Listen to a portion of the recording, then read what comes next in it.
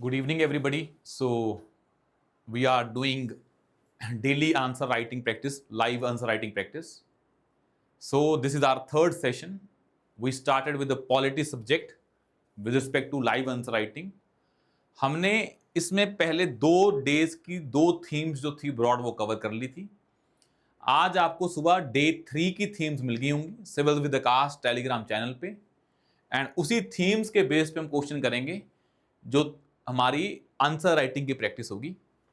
इस थीम्स में जो कोर आइडिया है, एक है सेपरेशन ऑफ पावर की थीम, बड़ी इंपॉर्टेंट है, उस पर बहुत बार क्वेश्चन आया है.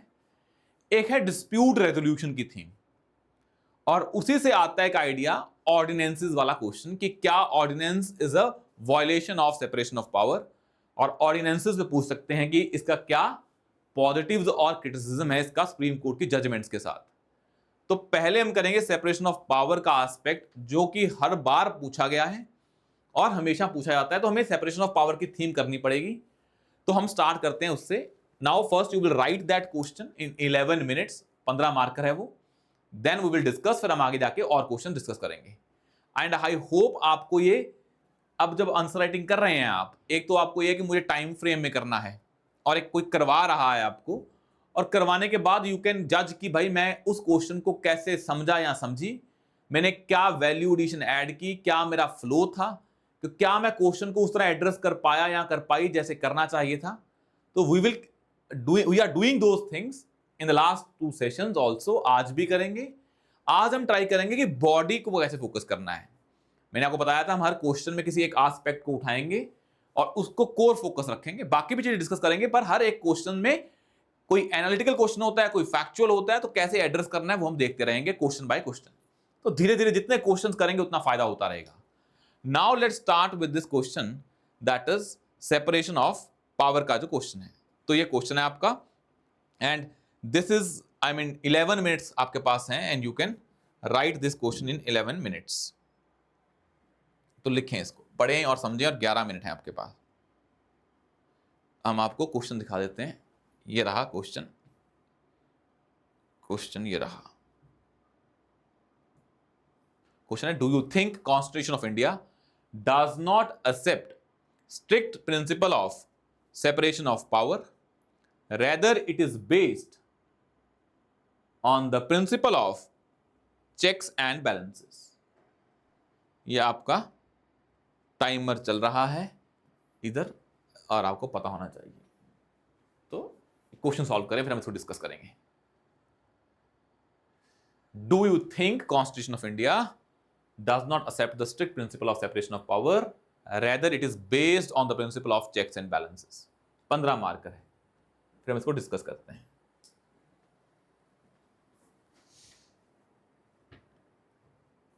आप 15-20 सेकंड ऊपर ले लेना, क्योंकि थोड़ा आगे पीछे हुआ है, तो स्टार्ट करते हैं.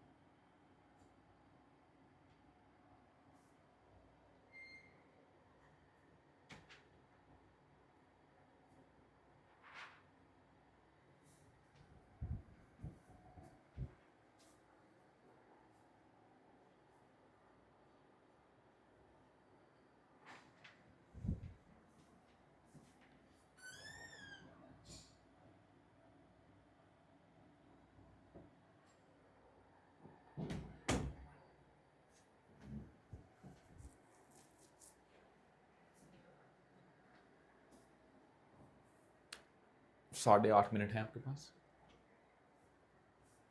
8 मिनट 30 सेकेंड्स। और लिखने की ट्राई करें जितना लिखा जाता है। Answer writing is only way to clear this exam.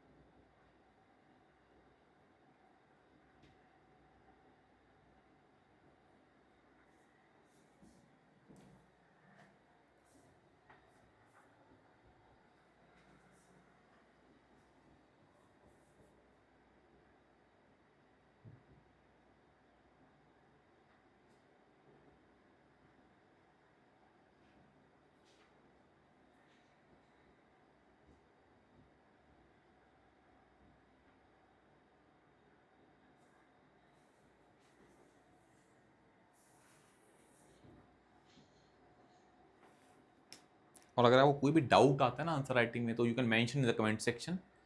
हम आपको अगली क्लास में वो डिस्कस कर लिया करेंगे, ताकि आपके डाउट्स भी एड्रेस होते रहें।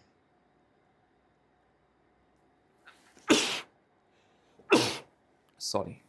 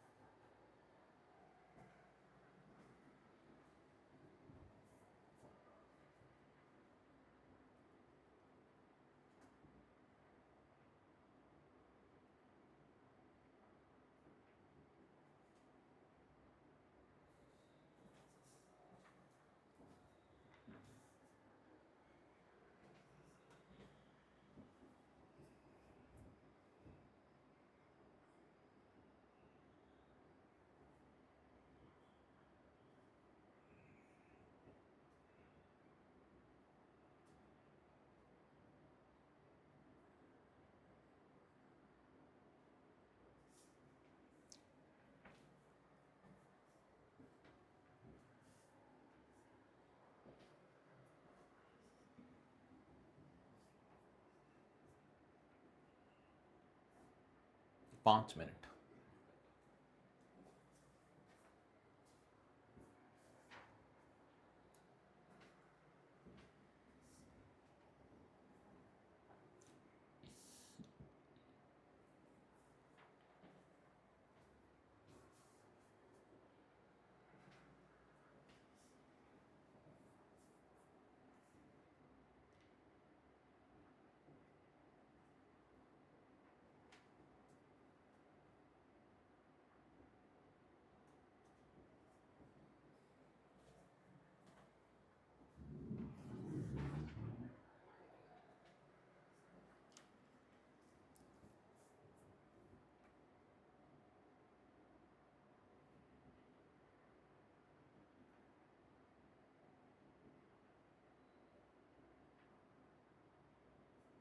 चार मिनट।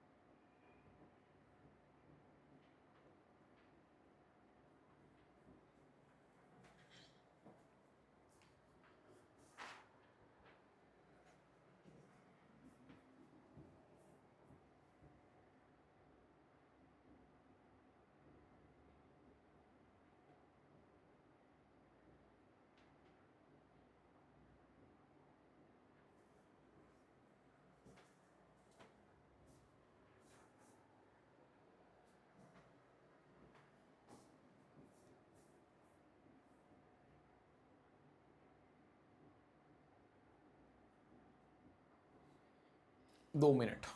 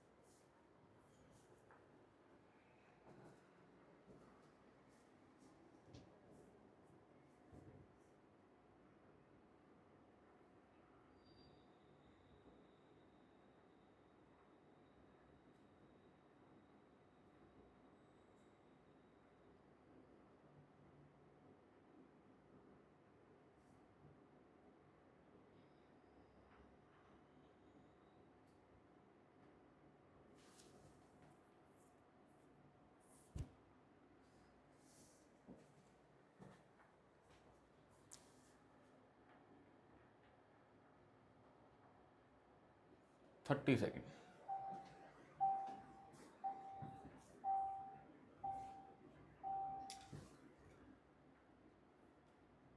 टाइम हो गया है ख़त्म, आपके 30 सेकंड और हैं, क्योंकि थोड़ा 30 सेकंड बाद स्टार्ट किया था हमने।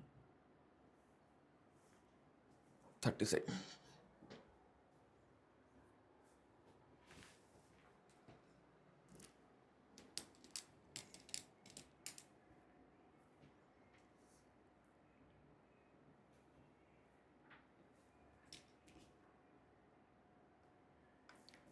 ठीक है, अब देखते हैं क्या क्वेश्चन है। Stop writing. अब जितना भी लिखा है आपने, ट्राई टू अंडरस्टैंड कि आपने स्ट्रक्चर कैसी बनाई है। First we will decode this question.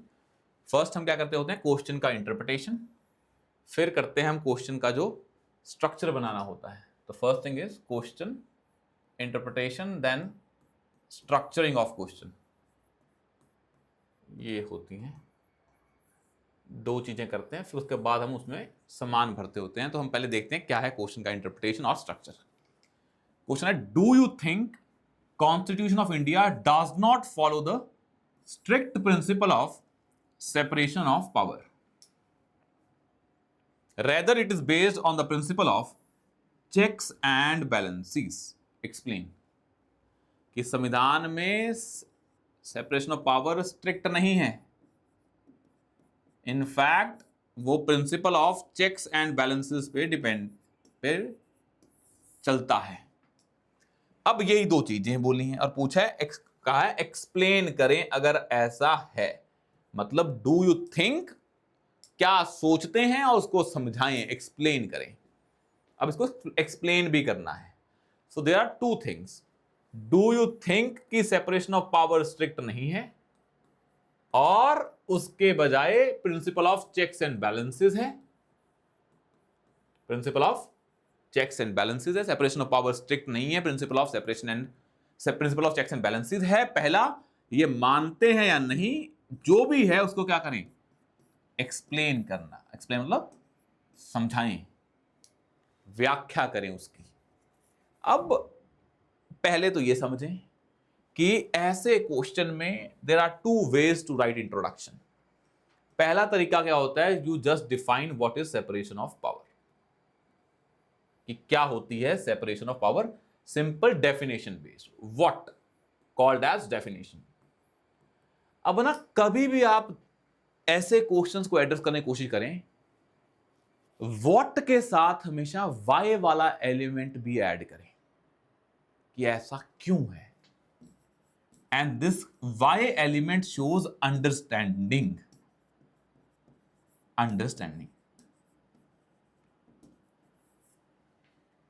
तो इसमें यह बताना कि क्या है सेपरेशन ऑफ पावर, उसके साथ यह बताना क्यों है ऐसा कि इंडिया में स्ट्रिक्ट नहीं है। And always use a comparative method.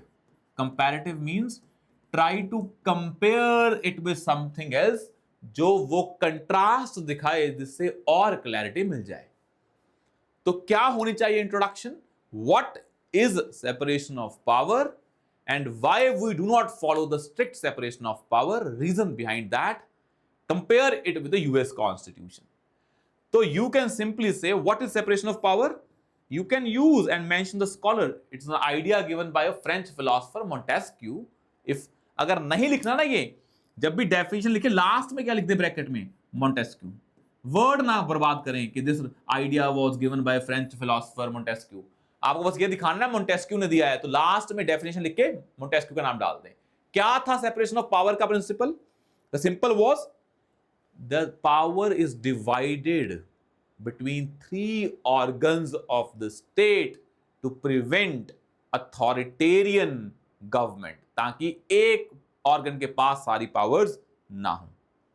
ये था idea, to prevent a authoritarian government. A power is divided between three organs, but this can be a strict separation or it can be a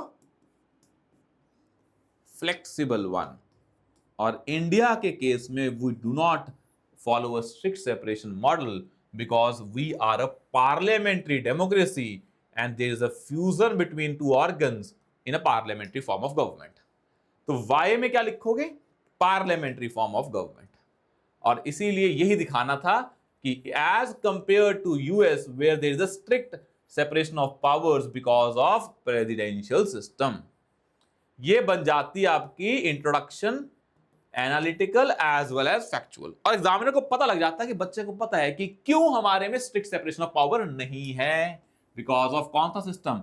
because we follow a parliamentary form of government. यही काम खत्म हो जाता आधा. तो अब हम दिखाएंगे, मतलब आपने पहले दिखा दिया इंट्रो में कि yes what is separation of power. There are two types, rigid and flexible. We are a flexible model because of parliamentary form of government. USA follow the presidential model. That's why वहां पे क्या rigid. आपने फंडा clear कर दिया और एक साथ में छोटी सी डायग्राम बना दी शो करने के लिए हमारे में क्या है, स्ट्रिक्ट सेपरेशन ऑफ पावर नहीं है. ये डायग्राम इज वेरी इंपॉर्टेंट. ठीक है. और इसके बाद जो इंपॉर्टेंट चीज है वो ये है कि ये इंट्रोडक्शन के बाद you have to mention a body, और उसमें आपको ये शो करना है कि जो ये सेपरेशन ऑफ पावर का आइडिया है ये संविधान में, कॉन्स्टिट्यूशन में कौन कौन से आर्टिकल्स में लिखा हुआ है. फिर ये बॉडी का पार्ट बन जाएगा, ये शो करने के लिए कि हमारे में क्या है, स्ट्रिक्ट सेपरेशन ऑफ पावर नहीं है. तो उस रिस्पेक्ट में कभी भी जब इंट्रोडक्शन मेंशन करें तो पहले बताया कि व्हाट एलिमेंट के साथ साथ वाई का एलिमेंट भी होना चाहिए. Try to add both these elements. ये मस्ट है, ये हमने आज डिस्कस किया है कि इंट्रो हमेशा एनालिटिकल हो, वो वाई हमेशा होना चाहिए. कोई क्वेश्चन जो पूछा है, अगर मैं पीछे लेके जाऊं आपको, ये जिसने भी क्वेश्चन बनाया होगा तो कहना क्या चाह रहा है कि ऐसा नहीं है, तो वही तो मंशा है उसकी, ऐसा क्यों नहीं है. अगर कोई चीज है ऐसी तो ऐसी क्यों नहीं है, वही तो पूछा है. वाई आता है एनालिसिस में. फिर वो सारी कहानी आप बताओगे कि हाँ संविधान में ये चीजें क्या हैं, शो करती हैं कि हमारा सेपरेशन ऑफ पावर स्ट्रिक्ट नहीं है. तो वो कैसे दिखाओगे कि हमारा सेपरेशन ऑफ पावर स्ट्रिक्ट नहीं है? ये आप बहुत सारे आर्टिकल्स का यूज कर सकते हो. फॉर एग्जाम्पल, अब बस आपको ये दिखाना है ये तीनों ऑर्गन्स हैं, ये तीनों ऑर्गन्स हैं, ये एक दूसरे का काम भी कर देते हैं. कि इंडिया में ये ऐसा है ही नहीं है. कैसे है? ऐसा बना हुआ है. ये तो पता है ना आपको, ई और एल. आपको दिखाना है कि executive can also do the function of legislature, जैसे आर्टिकल 123 ऑर्डिनेंस पास करके. यही है. Executive can do the function of judiciary by using a pardoning powers under article 72 of the constitution. In this question if you can't mention articles तो काम खराब है, क्योंकि यहां पे आर्टिकल 123 और आर्टिकल 72 आपको मेंशन करना पड़ेगा ही पड़ेगा. आई होप ये स्क्रीन आपको क्लियर होगी. Just give me a second. अगर वो क्लियर नहीं है, अब क्लियर है, वो आर्टिकल दिख रहा है आपको, आर्टिकल 72 अब क्लियर है ना, तो अब ठीक है.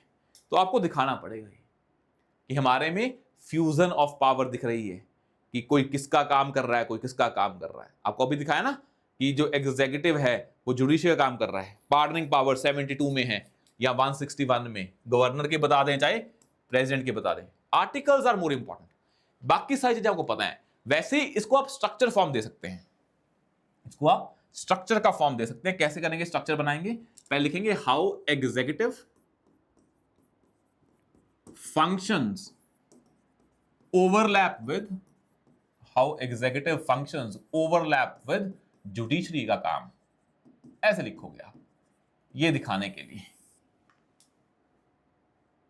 और यहां लिख दोगे आर्टिकल्स, वही आपको जो बताया हमने, आर्टिकल 72 और 161, कैसे एग्जीक्यूटिव जुडिशरी का काम कर रहा है।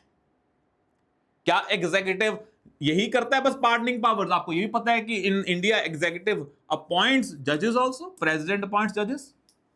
तो जजेस को अपॉइंट कौन कर रहा है? प्रेसिडेंट। ट्राइब्यूनल्स को कौन बना रहा है? आर्टिकल जो 323 और 323A और B है, इसमें कौन बना रहा है ट्राइब्यूनल्स को? एग्जीक्यूटिव बना रहा है। ट्राइब्यूनल्स क्या काम करते हैं? जस्टिस का। सेम आप बता सकते हैं कि एग्जीक्यूटिव क्या करते हैं? हाई कोर्ट के जजेस को ट्रांसफर भी करते हैं, ट्रांसफर ऑफ हाई कोर्ट जजेस बाय एग्जीक्यूटिव। कोलिजियम करता है, एंड में कोलिजियम के बाद को अप्रूव कौन करता है? एग्जीक्यूटिव करता है। Mention article 222 if you remember this. भाई यहां पे तुम्हें 222 आर्टिकल लिखना पड़ेगा, 323A भी लिखना पड़ेगा, आर्टिकल 72 161 लिखना पड़ेगा, अपॉइंटमेंट ऑफ जजेस वाला आर्टिकल लिखना पड़ेगा, ताकि आपका आंसर एटलीस्ट फैक्चुअल तो हो। संविधान के आर्टिकल्स की अपनी इंपॉर्टेंस है। साथ में अब बात आती है एग्जीक्यूटिव किसे काम कर रहा है? जुडिशियरी काम कर रहा है। अब सेम काम है, एग्जीक्यूटिव लेजिस्लेचर के काम भी कर रहा है। तो आपको स्मार्टली काम करना पड़ेगा इसमें। आपको इसमें प्रॉब्लम है, कंटेंट बहुत ज्यादा। आप लिखो एग्जीक्यूटिव डूइंग जुडिशरी काम, ऐसे लिखो एग्जीक्यूटिव डूइंग लेजिस्लेचर काम, ये दिखाना पड़ेगा आपको।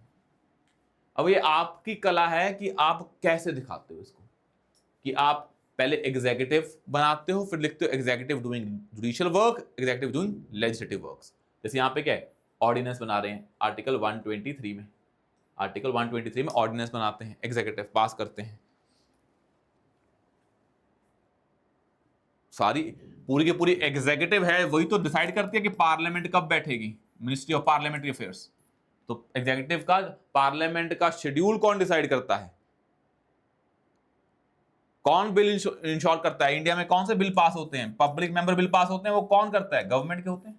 प्राइवेट मेंबर बिल तो पूरी हिस्ट्री में 14 पास हुए हैं।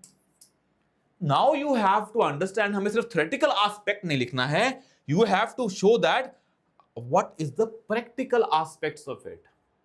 ये बड़ा इंपॉर्टेंट एस्पेक्ट है कि आप बस ये नहीं लिखोगे कि हाँ कैसे संविधान में separation of power is blurred, overlap है काम में। You will show how in reality, in practical terms, how the power is fused. For example, in India, legislature controls the executive, but in theory, but in practical, executive has a majority in parliament, so executive controls the parliament. तो आपको दिखाना है कि जो काम parliament के थे वो एग्जीक्यूटिव कंट्रोल कर रहा है, वही हमने यहां दिखाने की कोशिश की है। It's a very practical aspect और in reality aspect of that, ये नहीं भूलना है आपको। और उसके बाद आपको पता है कि भाई there is one problem of delegated legislation. तो these all are value addition parts. मतलब आपको मैंने दिखा दिया कि डेलीगेटेड लेजिस्लेशन में क्या होता है, जो लॉ के अंदर रूल्स बनते हैं that are made by executive, but these rules should be made by legislature. वो तो हम बनाता नहीं है, वो बिकॉज रियल लाइफ सिचुएशन में क्या इश्यूज आएंगे उसके बेस पे रूल्स बनते हैं, तो एग्जीक्यूटिव को पावर दे रखी है। दीज आर द, मैंने दिखा दिया कि कैसे एग्जीक्यूटिव जुडिशरी काम कर रहा है, कैसे एग्जीक्यूटिव लेजिस्लेचर की काम कर रहा है, ये पता होना चाहिए। और सेम काम है जो लेजिस्लेचर कर रहा है एग्जीक्यूटिव का काम, और लेजिस्लेचर कर रहा है जुडिशरी का काम। कैसे करता है लेजिस्लेचर एग्जीक्यूटिव का काम? क्योंकि जो लेजिस्लेचर है उसी से तो क्या निकल के आते हैं? एग्जीक्यूटिव निकल के आते हैं। लेजिस्लेचर पार्लियामेंट से, एमपी से तो क्या बनते हैं? एग्जीक्यूटिव बनता है। तो लेजिस्लेचर किसका काम कर रहा है? एग्जीक्यूटिव का काम कर रहा है।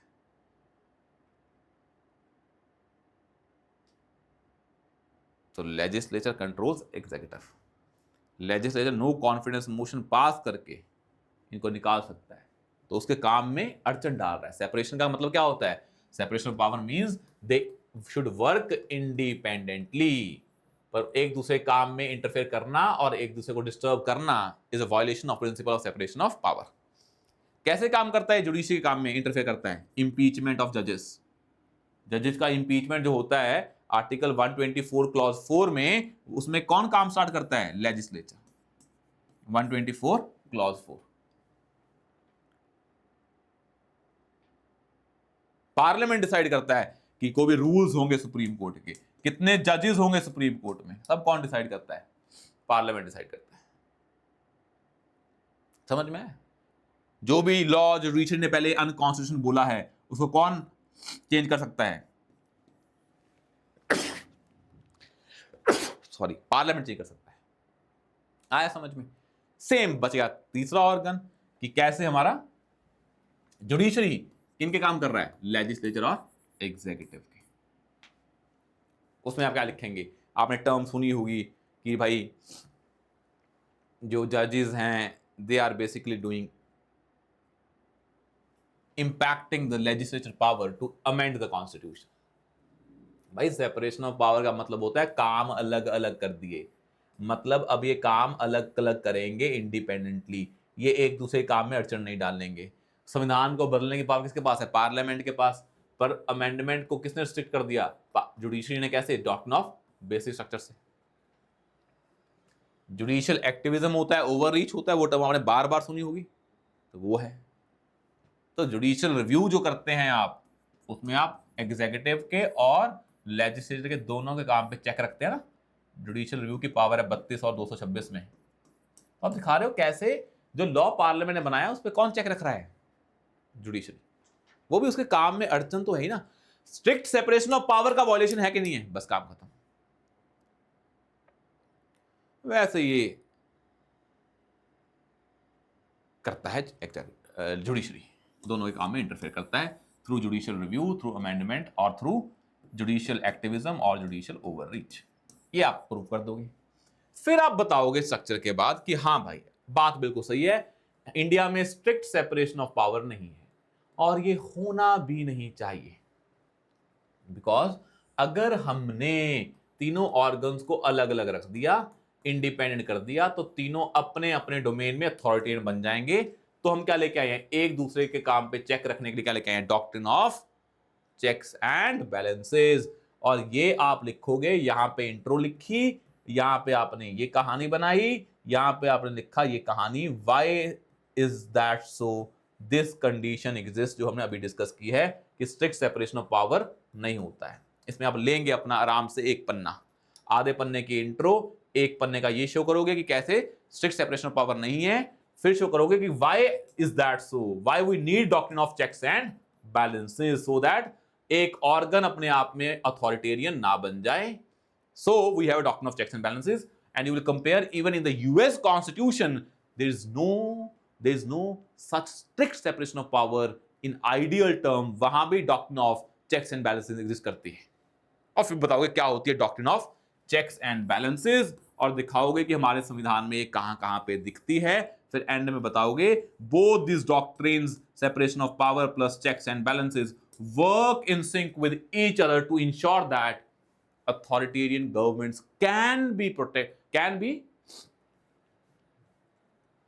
authoritarian governments cannot come to power, and there is always a constitutional superiority in the working of government। क्योंकि doctrine of checks and balances का पर्पस क्या है? कि संविधान के प्रिंसिपल्स को अपहोल्ड किया जाए, और तीनों ऑर्गन्स के ऊपर कौन है? कॉन्स्टिट्यूशन सुप्रीम है। इससे एंड कर दोगे कंक्लूजन। अब भाई कहां कहां पे दिखती है आपको doctrine of checks and balances? अब आपके ना इसमें क्रिएटिविटी है कि how you will add supreme court judgments. आप कंक्लूजन में ऐड कर सकते हो सुप्रीम कोर्ट की judgments. Two very important cases are there, one is Ram Jawaya Kapur versus state of Punjab, एक है Indira Gandhi versus Rajnarayan. They are two very important cases. अगर नहीं पता तो मैं बता देता हूं। एक इंदिरा गांधी वाला है, एक राम, जो हमने अभी बताया आपको, राम जवैया। राम, ये आपको पता होगा, जिसने मेंस की तैयारी स्टार्ट कर दी होगी, ये केस हमेशा लिखते हैं आप। Ram Jawaya Kapur versus state of Punjab, versus state of Punjab. This case is very important. Year is 1955, बहुत पुराना है, but in this case supreme court held that the differentiation of functions is a part of basic structure, it should not be violated. और यह माना है कि Indian case में there is no rigid strict separation of power like of USA, because India follows a parliamentary system, but yes, like USA constitution we also have a principle of checks and balances. तो हमारे में separation of power इतना rigid है ही नहीं है जितना USA में है। हाँ, पर दोनों संविधान में doctrine of checks and balances है। The next case is Indira Gandhi versus Rajnarayan case of 1970। Indira Gandhi versus Rajnarayan case of 1975, जब उसके बाद इमरजेंसी लगी थी ना, इंदिरा गांधी को हटा दिया था एज अ पीएम, क्योंकि जो 39th अमेंडमेंट हुई थी वहां पे जो पीएम और स्पीकर के जो इलेक्शन से उसको जुडिशियल रिव्यू से बाहर रखा गया था। पीएम के इलेक्शंस को जुडिशियल रिव्यू से बाहर रखा गया था अंडर 39th अमेंडमेंट। उसके बाद आया था ये केस, उसमें बोला था this is a violation of power of judicial review which is a part of basic structure which was also held in the Minerva mills case of 1980। ये जजमेंट्स आप डाल देते तो काम और अच्छा हो जाता। बाकी आप दिखा दोगे कैसे चेक्स एंड बैलेंसेस एग्जिस्ट करते हैं और हमेशा करते रहेंगे, बिकॉज एक ऑर्गन अथॉरिटेरियन नहीं बनना चाहिए। और वो जो मर्जी आप कहानी बनाते रहे इसमें कि भाई कहाँ कहाँ पे हमारी doctrine of checks and balances exist करती है, वो आपको अभी बता दिया है वेरियस फॉर्म्स में। The executive is collectively responsible to legislature, mention article 75 clause 3 collective responsibility. और जुडिशरी कैन, जजेस कैन बी इम्पीच्ड, इम्पीचमेंट मतलब रिमूव्ड, वो आप बता सकते हैं। आप बता सकते हैं legislature checks on executive through various motions का नाम लिख सकते हैं, no confidence motion, adjournment motion, सारी मोशन लिखते हैं, calling attention motion, use your knowledge of static prelims वाली। अब जजेस को अकाउंटेबल ठहराया जाता है और जुडिशियल रिव्यू की पावर क्या है, दोनों को काम को चेक रखती है। तो जो हमने ऊपर बताया है कि कैसे इंडिया में स्ट्रिक्ट सेपरेशन ऑफ पावर नहीं है, उसी में एक एलिमेंट कौन सा है, चेक्स एंड बैलेंसेस का। अब जो हमने ऊपर पॉइंट लिखे हैं उसमें से कुछ पॉइंट्स कॉमन आ रहे हैं जो क्या दिखा रहे हैं, doctrine of checks and balances. तो जो आपने ऊपर दिखा दिए हैं तो फिर वो दोबारा नहीं दिखाने हैं, आप दिखाओगे उनमें से कुछ पॉइंट्स क्या रिप्रेजेंट कर रहे हैं, सेपरेशन ऑफ पावर का वॉयलेशन है, पर किसका प्रिंसिपल को फॉलो कर रहे हैं, चेक्स एंड बैलेंसेस को। तो आपको स्मार्टली जो ऊपर एड्रेस कर दिए हैं नीचे एक लाइन लिख के उन सभी को कॉमन मान लो और दिखा दो कि ऊपर वो violation of separation of power है, पर वो किसका प्रिंसिपल शो कर रहे हैं, चेक्स एंड बैलेंसेस का। जो ऊपर नहीं लिखे हैं साथ में वो एलिमेंट्स एक्स्ट्रा ऐड कर दो और कंक्लूड कर दो। This is the way that you should write answer in this case. आया समझ में? Now let's try the next question जो आपको करना है। इसको करते हैं। किसी को डाउट हो इसमें कि भाई कैसे समझ नहीं आया, तो आपको बस ये दिखाना था कि सेपरेशन ऑफ पावर स्ट्रिक्ट नहीं है, पर क्यों नहीं है कंपेयर भी कर देना था, और क्यों चाहिए चेक्स एंड बैलेंसेस, कहां कहां पे ये वॉयलेट होता है और कैसे जो वॉयलेशन है वो इन प्रिंसिपल्स को इंक्लूड करता है। और कुछ प्रिंसिपल वैसे भी हैं, use article and supreme court judgments, ये बड़ा इंपॉर्टेंट है, ये बड़ा इंपॉर्टेंट चीज थी। अगर ये एनालिसिस कर दिया था तो वो आंसर बढ़िया हो जाता, फिर कोई दिक्कत नहीं है। अब लिखें क्वेश्चन,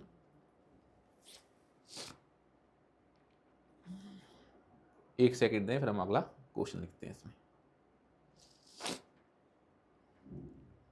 जैसे ये लिखते हैं, बड़ा इंपॉर्टेंट क्वेश्चन है ये, सेपरेशन ऑफ पावर पे बेस्ड है पर जुडिशरी को लेके है। लिखें judicial legislation,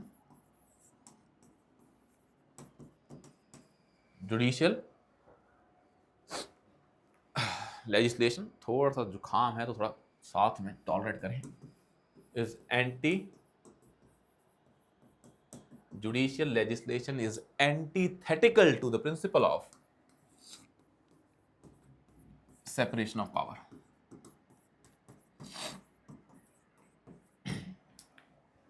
Judicial legislation is antithetical to the principle of separation of power. In this context,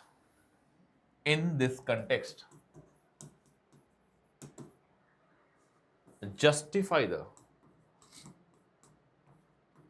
वो कह रहे हैं अगर जुडिशरी लेजिस्लेशन कर रही है वो गलत है सेपरेशन ऑफ पावर के, बिकॉज एज पर सेपरेशन ऑफ पावर लेजिस्लेशन का काम is with the parliament, then why judiciary is doing in this context justify the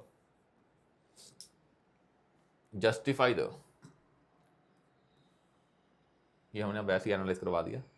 In this context justify the large number of PILs,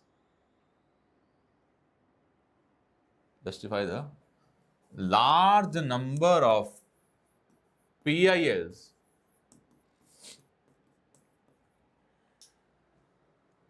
filed, PILs praying for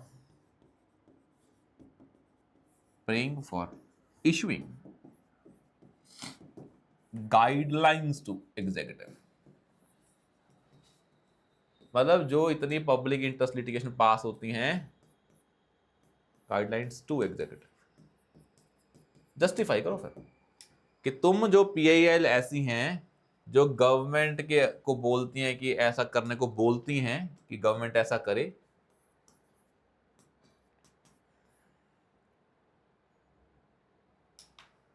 जो government को PL बोलते हैं government ऐसा करे, तो उसको कैसे जस्टिफाई करोगे? जजेस के पास तो पावर ही नहीं है उनको काम करवाने की उनसे, तो तुम कैसे जुडिशरी को बोल सकते हो थ्रू पब्लिक इंटरेस्ट लिटिगेशन कि जुडिशरी ऐसा काम करे? करें इसको, और द टाइम स्टार्ट नाउ।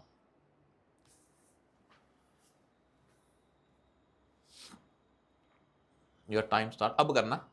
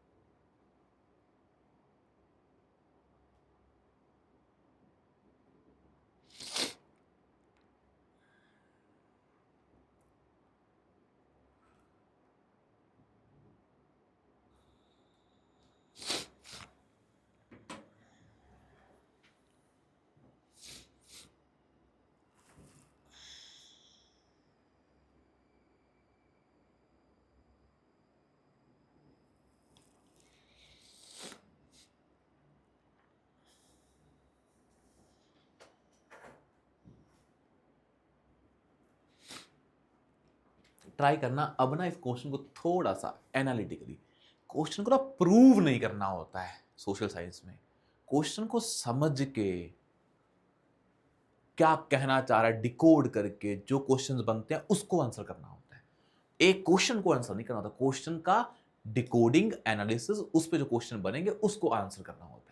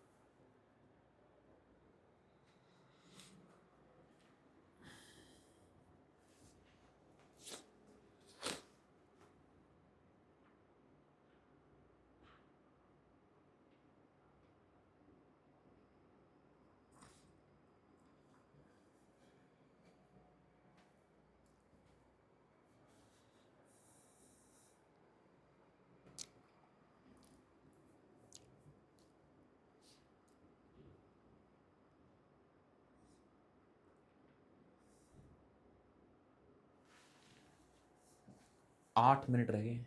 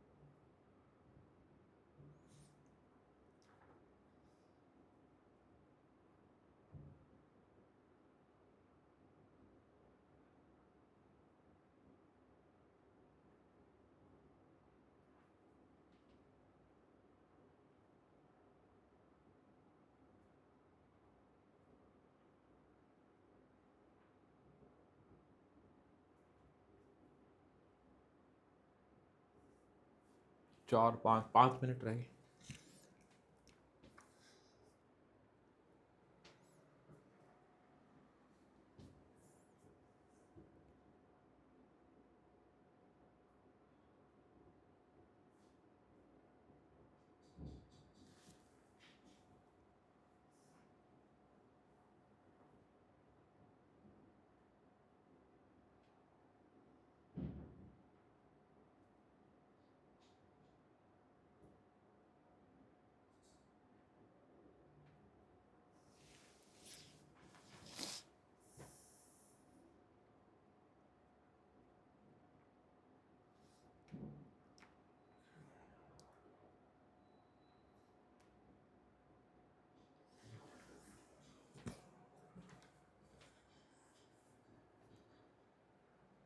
बस 4 मिनट रहे, करें।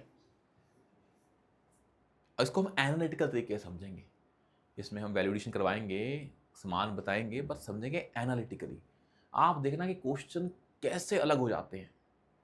आपको लगता है कंटेंट कम है। कंटेंट कम होता है जब आप एक ही आंसर एड्रेस करते हैं, जो लिखा होता है सामने, जो आंखों से दिख रहा है। एक ना इस शब्दों के पीछे जो लिखा हुआ है वो पकड़ना होता है। ये तो करना है एड्रेस, वो भी करना है।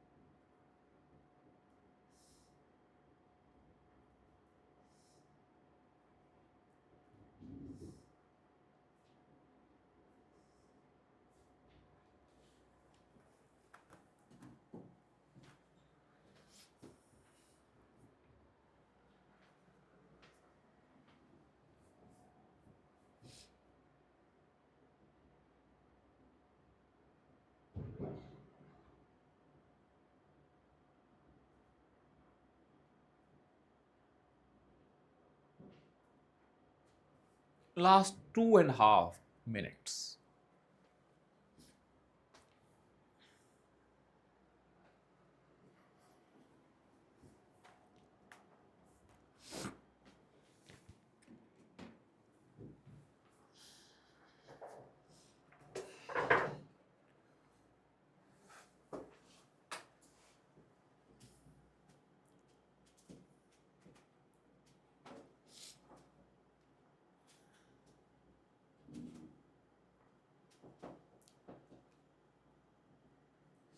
दो मिनट।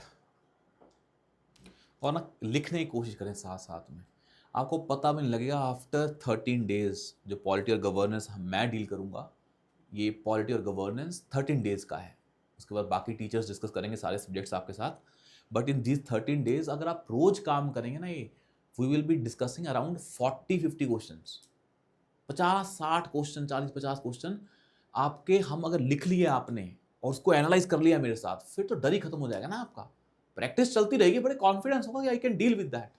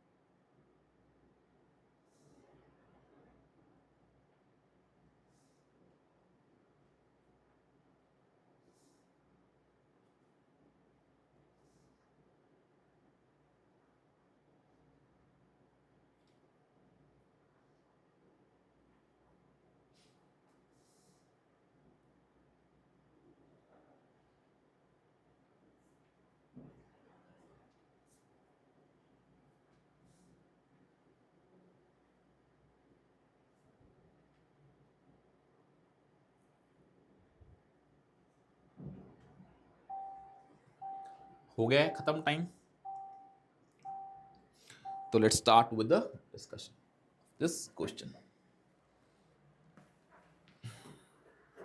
अब देखते हैं इसको कैसे करना है। अब इसको समझना अच्छे से, बड़ा प्यारा क्वेश्चन है अगर आप इसको एनालिटिकली समझ सकें।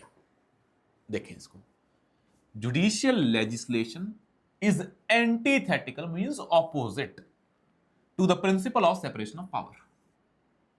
ये जो आइडिया है कि जजेस किसका काम करें, लेजिस्लेशन का, मतलब जजेस अगर लॉ बनाए, इन शॉर्ट जजेस अगर लॉ बनाए तो वो सेपरेशन ऑफ पावर का वॉलेशन है, बिकॉज लॉ बनाने की power is with the parliament.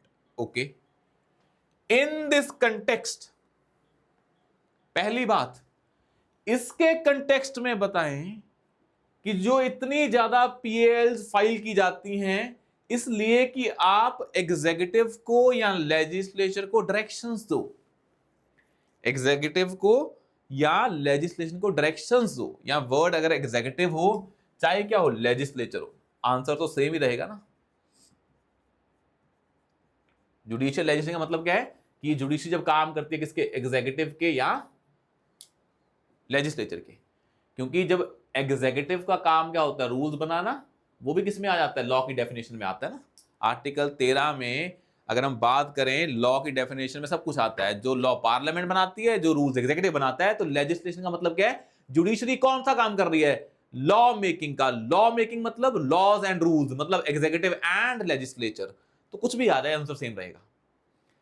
वो कह रहे हैं कि अगर ये सेपरेशन ऑफ पावर का वॉलेशन है फिर जुडिशरी ऐसा क्यों कर रही है, क्यों ये पीआईएल्स को ज्यादा इंट्रोड्यूस करती है वो, जबकि ये पीआईएल्स किसको इंट्रोडक्शन वो दे रहे होते हैं, गाइडेंस दे रहे होते हैं एग्जीक्यूटिव को, गाइडेंस मतलब डायरेक्शन दे रहे होते हैं।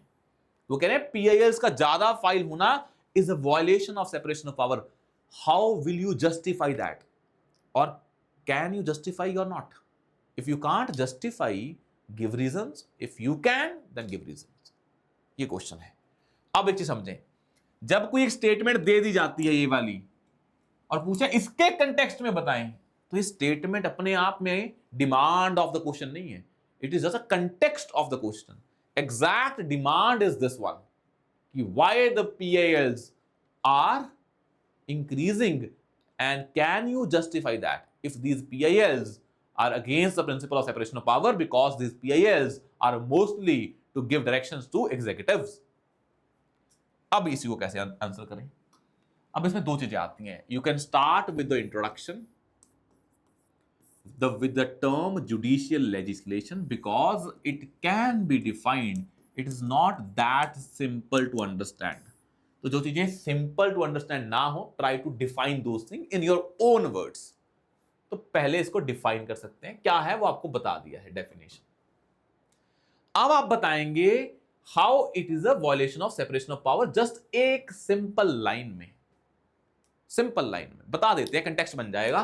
पहले बताएंगे this is judicial legislation and how it is a violation of separation of power. Maximum 4 या 5 लाइन में ले लिया।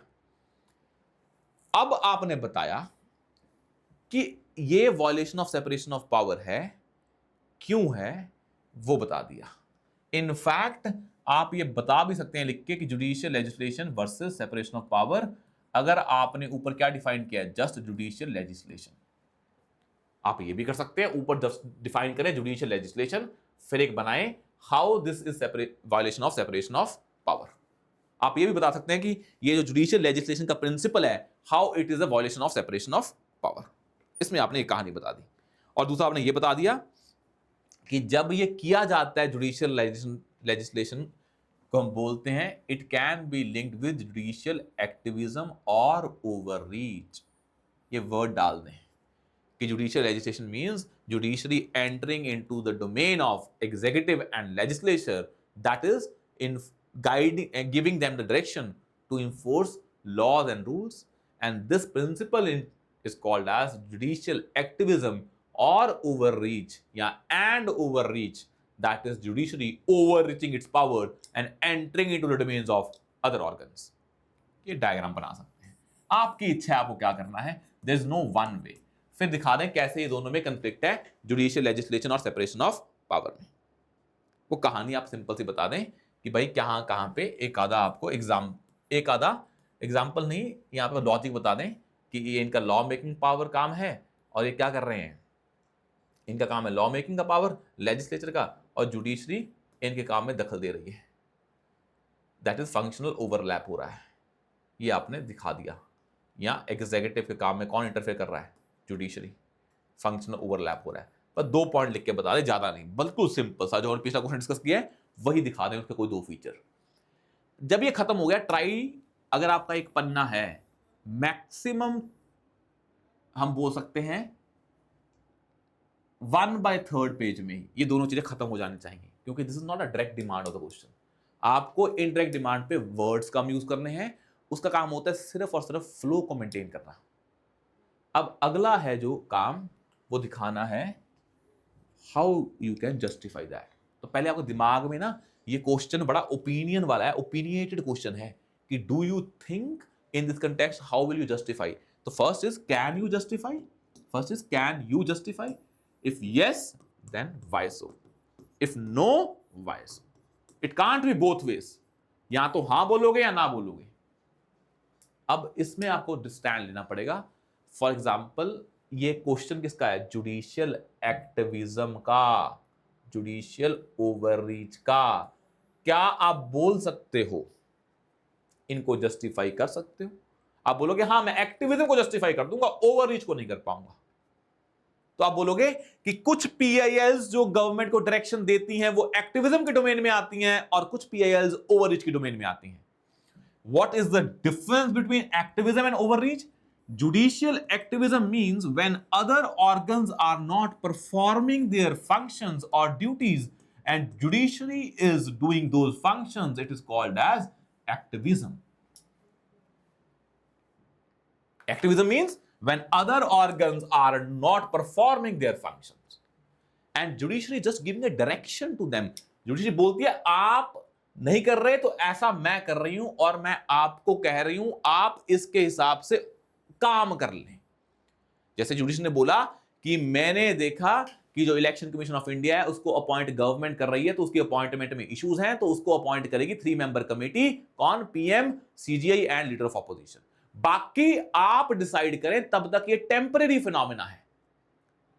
तो this directions are not fixed one, not permanent one. It's just a given a direction to them कि आप ये कर लो और इसके हिसाब से कर लो। मैंने एक बार एक पाथ बना दिया है। That is activism. Overreach means when other organs are doing their functions, judiciary उसके कामों में interfere कर रही है and performing their functions. आप बोलोगे PILs 2 टाइप की हो सकती हैं, called as activism और overreach. और उन context में we can define कि क्या ये सही है कि नहीं है। So you have to give examples from the past कि कहां पे जुडिशरी ने ये काम किया है। और आप बोलेंगे as per Pandit Nehru, you can use him, India's judiciary is activist one, कि संविधान ने जो जुडिशरी को बनाया है वो एक्टिविस्ट बनाया है। तो एक्टिविस्ट होना गलत नहीं है, judicial activism is nothing wrong, because if the government and legislature cannot perform their functions, it is the responsibility of the judiciary to protect the constitution, और उस कॉन्स्टिट्यूशन की वैल्यूज को प्रोटेक्ट करने के लिए वो उनके काम करती है। But these things are not permanent, just giving the directions and for time being. उस सॉल्यूशन, उस टेम्पररी सॉल्यूशन होता है उनको बताने के लिए गवर्नमेंट को कि इसके हिसाब से आप अपने हिसाब से कर लो। इसलिए ये कोट बड़ा इंपॉर्टेंट हो जाता है कि पंडित नेहरू बोलते हैं कि India constitution made judiciary as an activist judiciary, because the judiciary's function is to protect the principles of constitution, and judiciary cannot do it if the judiciary is not activist one. आया समझ में? अब past में बता दे, इसमें justification दे दें। For example आपने बोला जो विशाखा गाइडलाइंस थी वहीं से स्टार्ट कर लें और इसके बाद कहानी लिख दें। विशाखा गाइडलाइंस वो ऐड कर दें। गवर्नमेंट, जुडिशरी ने ये बनाई थी, गवर्नमेंट को बोला था कि हमने आपको इतनी बार बोल दिया है क्या, sexual harassment, prevention of sexual harassment at workplace, prevention of sexual harassment at workplace के लिए लॉ बनाएं। गवर्नमेंट बना नहीं रही है तो हमने गाइडलाइन दे दी हैं। अब इन गाइडलाइन के बेसिस पे टेम्पररी पीरियड के लिए फोर्स में है, बाद में अब अपना ले आना। गवर्नमेंट अपना ले आई थी एक्ट बाद में। It's example of judicial activism justified, क्योंकि गवर्नमेंट को कहने के बाद, गवर्नमेंट के काम ना करने के बाद ये काम किया गया है। दूसरा आता है DK Basu versus state of West Bengal, very important. DK Basu versus state of West Bengal case. Always try to mention cases, और ना केसेस को पहले ना लिखें, पहले आइडिया लिखें, फिर बाद में ब्रैकेट में केस का नाम लिख दें। तो this case was custodial violence के लिए, कि भाई स्टेट कस्टोडियल वायलेंस को कम नहीं कर रही थी, तो इस केस में गाइडलाइंस बताएगी कि कैसे कैसे रिस्पॉन्सिबिलिटी फिक्स करेंगे ताकि ह्यूमन राइट्स वॉलेट ना हो कहाँ पे, कस्टडी में, पुलिस कस्टडी में। तो यहाँ पे उन्होंने किया। और आप बताओ कि supreme court is the protector of fundamental rights, guarantor of constitution, and to protect those fundamental rights, judiciary, after the violation of human rights in police custodies, gave this idea कि भाई आप ये गाइडलाइंस को follow करो, otherwise फिर ये violation of constitution है, otherwise आप लॉ लेके आए। तो इट इज एक्टिविज्म, सही है, जस्टिफाइड है। One more example, Prakash Singh case बड़ा इंपॉर्टेंट है। सुप्रीम कोर्ट ने इतनी बार बोला एग्जीक्यूटिव को कि पुलिस में रिफॉर्म्स करें, पुलिस में रिफॉर्म्स नहीं करेंगे तो पुलिस अच्छे से काम नहीं कर पाएगी, और पुलिस के स्ट्रक्चर में बहुत सारे फ्लॉज हैं। पुलिस को स्टेट से इंडिपेंडेंट करें, मतलब जो पॉलिटिशियंस हैं उससे गवर्नमेंट से इंडिपेंडेंट करें, तभी तो पुलिस क्या कर पाएगी, संविधान को इंप्लीमेंट कर पाएगी, लॉज को इंप्लीमेंट कर पाएगी। और दोनों में बड़ा बड़ा नेक्सस है। उसके लिए क्या लेके आया प्रकाश सिंह केस, क्योंकि गवर्नमेंट ऐसा नहीं कर रही थी, तो कई काम गवर्नमेंट के अगेंस्ट होते हैं, इंटरेस्ट के अगेंस्ट होते हैं। तो सुप्रीम कोर्ट बताती है इस केस में कि कैसे कैसे आप पुलिस के हेड को इलेक्ट करोगे ताकि पॉलिटिसाइजेशन ऑफ पुलिस क्या हो जाए, खत्म हो जाए। तो ये गाइडलाइन बताई गई, क्योंकि गवर्नमेंट नहीं कर रही थी ये काम। इनफैक्ट इन गाइडलाइंस के बताने के बाद भी ये गाइडलाइंस भी इंप्लीमेंट नहीं कर रही है government. It means if the government is not following the constitution by spirit और by heart, then there is no other body than judiciary to protect the constitution by performing the role of judicial activism. And judiciary has used the principle of Article 142, which says to do complete justice, and this article in fact makes judiciary in India as an activist judiciary. बस ये करना था आपको proof, और last में बताना था कि this judicial activism through PILs is a very temporary solution. It is a temporary solution. It just only gives kind of a direction to the executive और लेजिस्लेचर कि ये काम कर लो जो आप नहीं कर रहे हो। It is not to supplement something, it is to supplement something and not to supplant something. There is word supplement और सप्लांट। तो ये जो बनती है legislations, these are to supplement something, not to supplant something. Change नहीं करना है, ऐसा नहीं कि लॉ है उसको बदल दिया जुडिशरी ने। लॉ है, कहीं लॉ नहीं है और वहां लॉ बना नहीं रहे हो हमारे कहने के बाद भी, तो हम उसको सप्लीमेंट कर रहे हैं, सप्लांट नहीं कर रहे हैं। That is the important thing, supplement not supplanting. And that third, judiciary the guarantor of constitution and it is the responsibility of judiciary to be active. All these things justify the judiciary to perform that role. ये था analysis question में जो आपको ध्यान में रखना था, and this is very very very important. I hope ये आपको समझ में आ गया होगा कि ये क्वेश्चन जो होते हैं, क्वेश्चन के क्वेश्चन बन के, और लास्ट में conclusion is very important in this question, क्योंकि आप स्टैंड ले रहे हो इन दिस कंटेक्स्ट, ये आपको जस्टिफाई करना है, तो यू विल जस्टिफाई वही कोर्ट लिख के।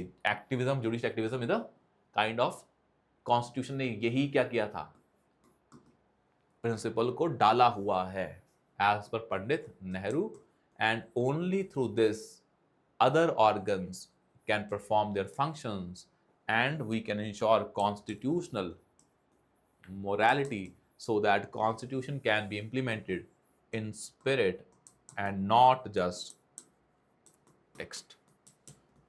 जुडिशियल एक्टिविज्म ये दिखाता है कि कैसे तुम स्पिरिट को समझ रहे हो संविधान की, सिर्फ टेक्स्ट को नहीं समझ रहे हो। सेपरेशन ऑफ पावर का तभी होता है जब बाकी ऑर्गन काम भी कर रहे हो। In fact it is the doctrine of checks and balances, मतलब ये पावर को चेक भी करता है कि काम ज्यादा तो नहीं कर रहा या काम कर ही नहीं रहा है, दोनों को डील करता है। In fact this rising number of PILs shows the strengthening of the people demand to executive and legislature through judiciary. It shows people are active and the judiciary is becoming active to fulfill that demand. ये conclude कर दे, काम खत्म, और कुछ नहीं करना है आपको। आया समझ में? अब करते हैं हम अपना थर्ड क्वेश्चन। आप एक लाइन लिख सकते लास्ट में, it serves as a corrective mechanism and a safety valve it acts as a safety valve. It acts as a कौन judicial activism या this principle, this question में है वो है it acts as a safety valve and a corrective mechanism. ये दो word बड़े important है, corrective mechanism and safety valve rather than a bypassing of power by the judiciary. देखने से लगेगा जुडिशरी उसमें घुस रही है, पर अंदर जाके देखेंगे तो it is a safety valve, it is a corrective mechanism. That is very very important. आया समझ में? Now let's do the third thing.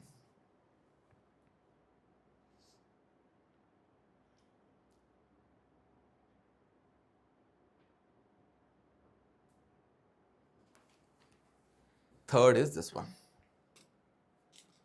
लिख लें इसको, क्वेश्चन को, फिर हम इसको करते हैं. लिखें इसको.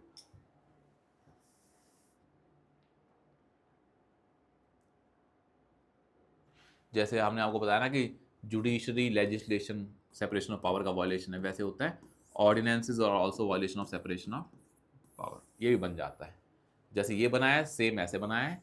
इस क्वेश्चन को भी लिख सकते हैं आप. ऑर्डिनेंस भी किसका वायलेशन है? सेपरेशन ऑफ पावर का. तो इसको लिख लें, इस क्वेश्चन को भी. अगर आता है तो इन तीनों में से आता है, पहले भी आ चुका है, तो लिख लें question. Ordinance making power, ordinance making power is violation of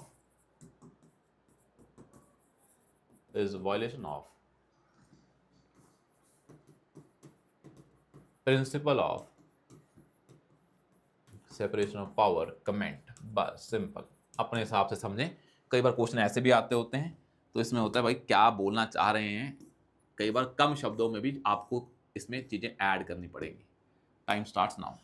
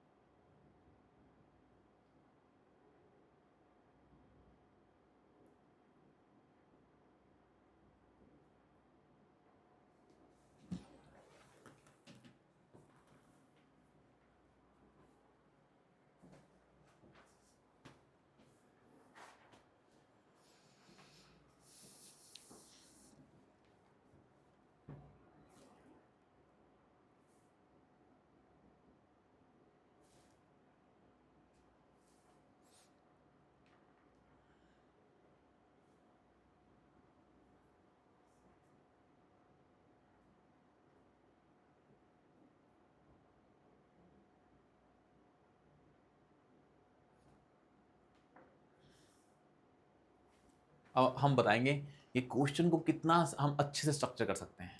भाई आपको ना सिंपल क्वेश्चंस को डील करने में दिक्कत आती है. This question is very simple. अब सिंपल क्वेश्चन को कैसे लिखें, बड़ा दिक्कत वाली बात है. तभी हमने ये क्वेश्चन बिल्कुल सिंपल बनाया है. कई क्वेश्चन बड़े सिंपल आते हैं, वन लाइनर, तो बंदा कह रहा है क्या ही लिखें इसमें. तो this is the purpose behind this question कि इसको कैसे एड्रेस करेंगे.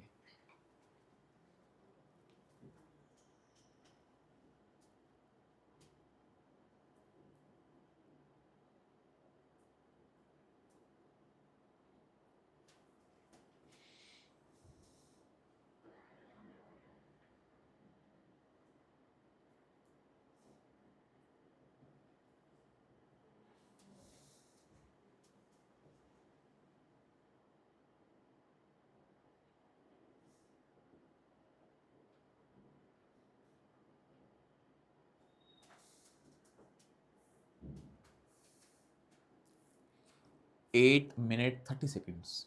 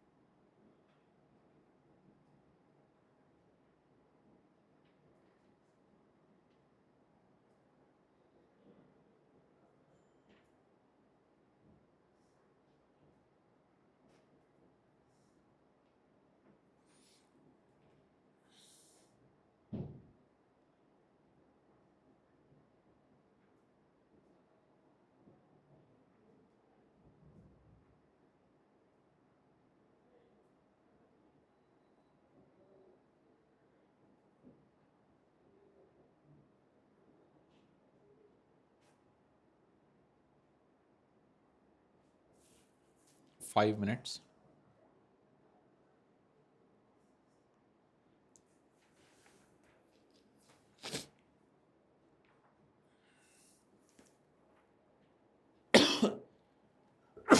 Sorry.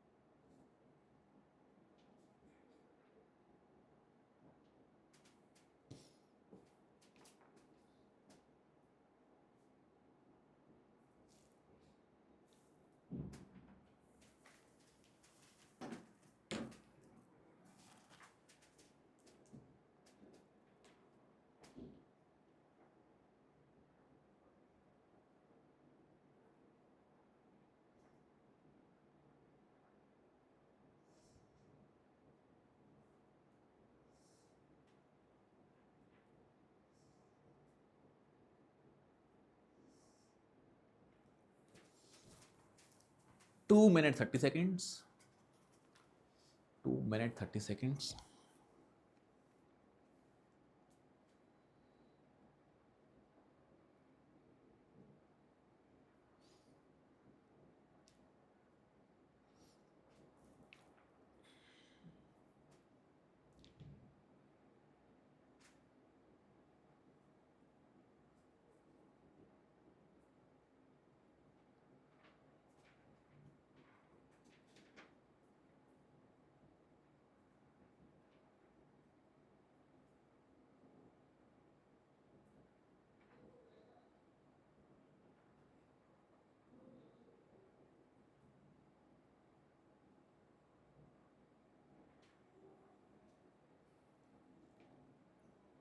One minute 30 second.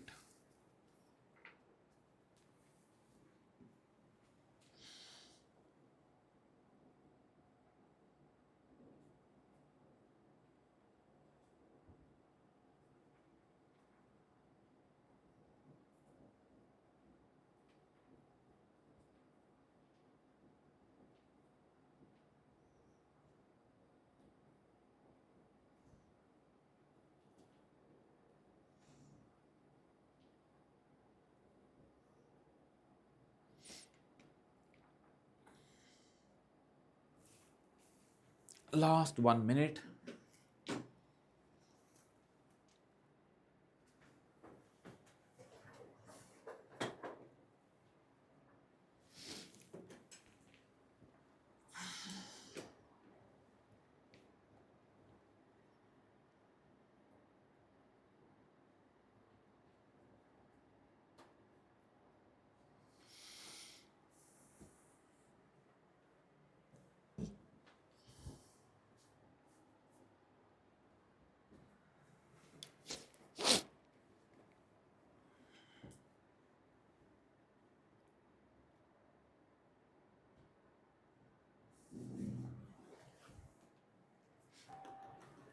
Last 10 seconds. Time over. Time over. हो गए आपके ये 10 सेकेंड। अब देखें क्वेश्चन को। सिंपल क्वेश्चन है, ordinance making power is a violation of principle separation of power. Comment. अब इसको ऐसे समझें, ऑर्डिनेंस मतलब law which is a power of legislature, but executive is making ordinance under article 123 and article 213, president and governor respectively, so it violates separation of power। आप इसको कैसे बताओगे? अब एक चीज बताएं, सेपरेशन ऑफ पावर गोल का एंड प्रिंसिपल क्या है? That power should not B concentrated in one organ, and inherent in the principle of separation of power is the doctrine of checks and balances। The principle of separation of power plus doctrine of checks and balances promotes good governance।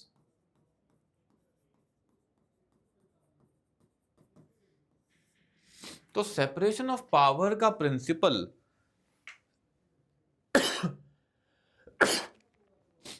और doctrine of checks and balances का principle क्या promote करते हैं? Sorry, good governance. अब good governance का मतलब क्या है? If there is a situation when a legislature can not make a law because वो सेशन में नहीं है and we need a law for good governance, then some other organ must do that, and that is executive. तो आपने देखा कि जो separation of power का गोल है गुड गवर्नेंस, ऑर्डिनेंस अगर सही जगह में यूज किया जाए, सही तरीके से यूज किया जाए, तो ये कौन क्या परमिट कर रहा है? सेपरेशन ऑफ पावर का and goal that is good governance. अब प्रॉब्लम ये है, बस आपको जो टिप्पणी करनी है इस पे, टिप्पणी करनी है इसको, ये टिप्पणी लिख दिया हमने, समझ नहीं आएगा आपको हिंदी में। टिप्पणी जो आपको करनी है इस पे, कमेंट करना है, आप बताएंगे कि भाई सेपरेशन ऑफ पावर का मतलब ये है, इसका एंड गोल ये है, और अगर कभी ऐसी सिचुएशन आए कि लॉ वो ऑर्गन ना बना पाए जिसको बनाना है for good governance, there is a provision of ordinance. Now the question is of intent behind that ordinance. is this the misuse by the executive to bypass the legislature? It is the ethical means to use that। the means, अब जो ordinance है अपने आप में सही idea है, it's use make it's right और wrong और violation of principle of separation of power और नॉट। तो आपने बताया टेक्सचुअल सेंस में it is a violation of separation of power, but if we see in totality the goal of separation of power is a good governance, and if ordinance is made with good intent, it only promotes good governance, or it also promotes good governance। it is only when ordinance is misused, a power is misused, it leads to violation of separation of power। आपने ये कहानी बतानी थी अपने पन्ने के आधे पन्ने में, ही बतानी थी कहानी, ताकि एग्जामिनर को पता लग जाए भाई कि ये बंदे को पता है कि ऑर्डिनेंस के दो यूज हो सकते हैं, सही और गलत। सही वाला तो बढ़िया है, सही वाला can violate separation of power in textual manner, but in contextual manner it promotes good governance, which is the goal of the separation of power itself। but when it is used wrong, ये problem हो जाती है। ये कहानी आपको analysis बताना था इसमें, तो आप बता सकते हो why we need ordinance। उसके बाद यहां बता दोगे why we need ordinance in general, because of legislative continuity or some emergency situation, कि legislative continuity बनी रहे or to deal with some urgency or emergency situation। these are the two reasons why we need ordinances। अब आता है कि इसको deal, अब आप बताएंगे कि अपने आप में ये गलत नहीं है, it all depends how the ordinance power is used, and to make it to ensure that this power is used in a good manner, there are lot of judicial decisions, and there is a evolution of judicial decisions in this aspect। तो आपने पूरी कहानी लेके ना आगे, आपने टिप्पणी करनी है, आपने बताया भाई तुम्हें लग रहा है ये वायलेशन है, पर है नहीं है, अगर ये सही से यूज हो, गलत हो तो है, आया ये दो पर्पस के कारण था, सुप्रीम कोर्ट ने भी ये बोला है अपनी जजमेंट्स में, पर ये जजमेंट्स चेंज हो रही हैं, तो वो देख लेते हैं। पहली जजमेंट है, इसे बोलते हैं फेज 1। फेज 1 था जुडिशियल रिस्ट्रेंट। उस फेज में बोला गया था, जुडिशरी ने A.K. Roy versus union of India case था, आपने पढ़ा होगा, A.K. Roy versus union of India case, A.K. Roy versus union of India case. आप बोलोगे इस केस में क्या था, जुडिशरी ने बोला था हम जुडिशियल रिव्यू नहीं लगाएंगे, ये नहीं चेक करेंगे उनका इंटेंट क्या है, क्या बनाने के पीछे, ऑर्डिनेंस, हम नहीं चेक करेंगे। मतलब ऑर्डिनेंस पे हमने बहुत ही लिमिटेड क्या लगाया, जुडिशियल रिव्यू लगाया। तो यहाँ पे एग्जैक्ट, तो यहाँ पे कह सकते हैं, इस फेज में कह सकते हैं कि जो हमारा ऑर्डिनेंस था that was misused and was against the power of, against the principle of separation of power. जो सेकंड फेज आया, यहाँ पे जजमेंट का नाम भी लिख लें, A.K. Roy versus union of India case. ये जजमेंट बड़ी इंपॉर्टेंट है। तो आपने दिखा दिया कि पहले कह सकते थे जब जुडिशरी ने बोला था कि ऑर्डिनेंस वाली पावर पे बहुत ही लिमिटेड रिव्यू है, जुडिशियल रिव्यू है, हम किस पे विश्वास करेंगे, एग्जीक्यूटिव पे। दूसरा आया था DC Wadhwa case, second phase was DC Wadhwa versus state of Bihar case. DC Wadhwa versus state of Bihar case बहुत इंपॉर्टेंट केस है। बिहार में रीपल्मलगेशन ऑफ ऑर्डिनेंस हो रहा था, बार बार ऑर्डिनेंस इशू कर रहे थे, लेजिस्लेचर को बाईपास किया जा रहा था, उसे बोलते हैं fraud on the constitution. Repromulgation of ordinances again and again is called as fraud on the constitution. और यहां पे बोला गया था कि आज के बाद ऐसा नहीं करेंगे। और कृष्ण कुमार केस ने, एक और केस था कृष्ण कुमार केस, ये दोनों केस में बोला गया था कि ऐसे पावर का मिसयूज नहीं करना, there will be a judicial review on why there was a need of ordinance. ये शिफ्ट था। और अब कह सकते हो आप, after DC Wadhwa case, ordinance making power is not a violation of separation of power, because now there are strict rules on which this power has to be checked by the judiciary. There is a judicial review power over ordinances in a greater extent. तो ये आपको लिखना था। और आप बता भी सकते थे, इसमें कीवर्ड यूज भी कर सकते थे कि now judicial review is there, mandatory table करना पड़ेगा कहां पे, ऑर्डिनेंस को कहां रखना पड़ेगा, लेजिस्लेशन में रखना ही पड़ेगा, मैंडेटरी है वो।